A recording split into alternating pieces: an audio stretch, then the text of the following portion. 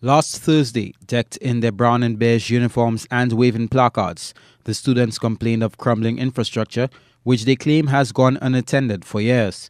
Among their grievances were leaky classrooms, electrical and sanitation problems. But was their protest warranted? Definitely, says Choiseul MP Bradley Felix, who claimed that the action stemmed from miscommunication between the school's administration and the students. Economic Development Minister Guy Joseph, whose ministry will be overseeing the rehabilitation works, thinks otherwise. Minister Joseph, who disclosed that he will be making an announcement on the plans after discussions with Cabinet, says plans were already underway, but suggests that some officials within the Ministry of Education failed to disclose that information. I can give you all the dates of everything that transpired with Choiseul Secondary School. I can tell you when it went to the tenders board.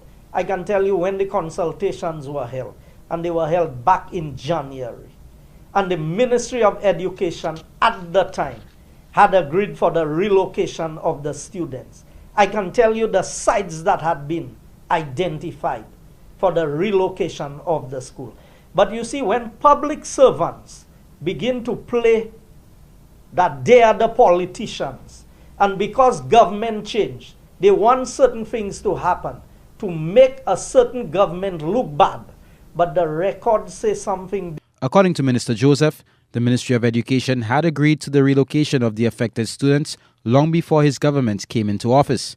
As per the report in his possession, Joseph says rehabilitation works were supposed to commence in January 2017. There is something mischievous that is happening because some people want to make it look like this government is incompetent and doesn't know what it's doing, but that's not the case.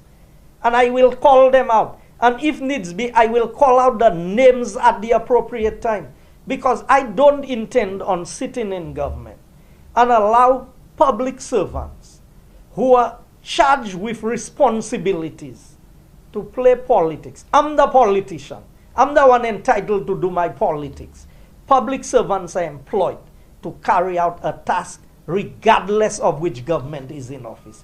So you cannot sit and agree that the schools would be relocated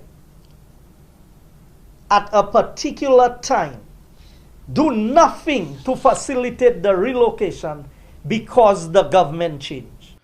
The Economic Development Minister adds that irresponsible and mischievous acts of this nature do more of a disservice to the nation's youth than the sitting government. Miguel Favre, HTS News Force.